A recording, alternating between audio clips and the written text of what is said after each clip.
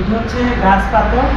এটা কয়েকশো হাজার বছর পূর্বে গাছ পানিতে পড়ার পরে মাটি এবং বালুর পানির ঘর্ষণে গাছ পাথরে পরিণত হয়েছে, সম্পূর্ণ বিধাতার ইচ্ছা।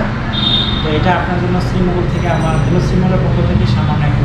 ভাই থ্যাংক ইউ সো মাচ। আসলে আমার লাইফে আমি এই ফার্স্ট টাইম এই গাছ পাথর দেখছি। পাথর দেখছি ঠিক আছে, বাট গাছ পাথর দেখি নাই।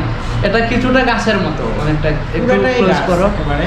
এই যে গাছের মতো, এই যে গাছের মতো, বাট এই ফার্স্ট টাইম দেখছি, খুব ভালো লাগছে। আর এটা আসলে ভাগ্যক্রমে পাইছি ভাই, সিরিয়াস। যেটা খুব যদি আপনি একটু কারুকাজ করান, দেখেন এখানে যদি একটু কারুকাজ কারো দিয়ে করাইতে পারেন, হ্যাঁ। এখানে একজন মা একজন বাচ্চা, একটু যদি বুঝেন আর কি, এই মা আছে কুলে তার বাচ্চা আছে, এরকম এইরকম আর কি হয়ে গেছে আর কি। জাস্ট মানে আপনার ওভারলি আপনি বুঝেন, এখানে একজন মা আছে, এদিকে দেখেন কুলে একটা বাচ্চা আছে।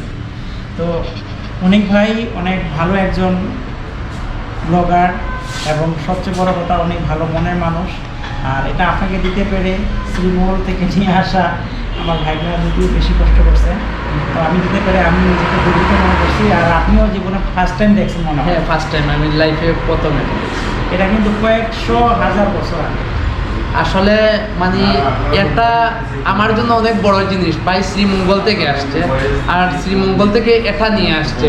এটা মানে কতটুকু যে পাওয়ার আর আনন্দের, এটা আসলে বলে বোঝানো সম্ভব না। আমার যারা ভিউয়ার্স আছে, আমি ফেসবুক এবং ইউটিউবে ওনার চ্যানেল আমি অবশ্যই করে দেবো, মেনশন করে দেবো। আপনারা চাইলে ওনার সাথে যুক্ত হতে পারেন। অনেক ভালো এবং অমায়িক একজন মানুষ, আর ওনার সাথে পরিচিত হতে পেরে আরও বেশি আমি খুশি। থ্যাংক ইউ ভাই। থ্যাংক ইউ ভাই, থ্যাংকস এ লট।